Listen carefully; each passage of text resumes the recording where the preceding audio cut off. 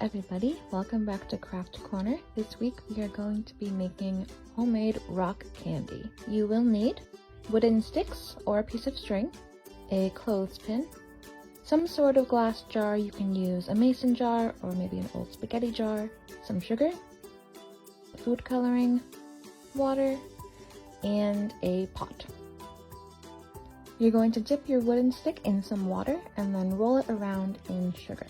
You want to make sure that you get as much sugar on there as possible. Once you have done this, set it aside to dry.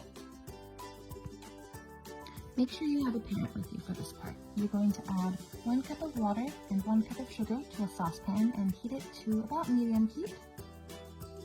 Stir it around. Once all the sugar has dissolved, add another cup of sugar. Stir that around. Then, once that sugar has dissolved, add 1 more cup of sugar and stir it around. Turn off the heat, and at this point, if you have food coloring or candy flavoring, you can add that. I'm going to make green, so I'm adding a little bit of blue and a little bit of yellow, and then stirring that around. Then, you're going to set this mixture to the side and let it cool for about 30 minutes. Once the sugar and water mixture has cooled, you're going to pour it into your glass jar.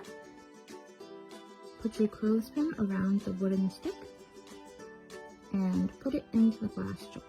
Make sure that the wooden stick doesn't touch the bottom or the sides of the jar. So what exactly is happening here? Well, when you heated the sugar and water together, you created something called a supersaturated solution.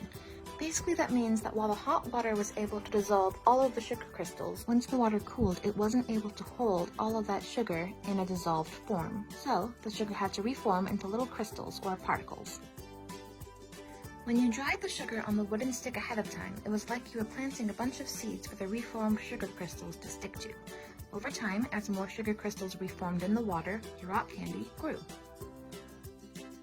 Alright, that's enough science. Let's see how our rock candy is doing. As you can see, over the days the rock candy grew, and sugar particles formed around the sides and the bottom of the jar. So there was so much sugar it couldn't all even fit on the stick.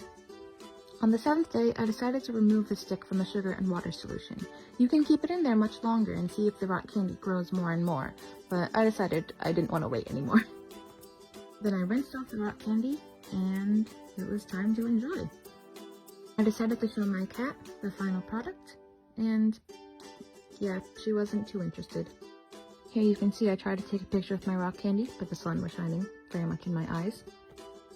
Thank you all so much for watching. I would absolutely love to see if you made rock candy. You can share it with us on the Holyoke Public Library Facebook page or at Holyoke Children's Library on Instagram. Stay safe and be well.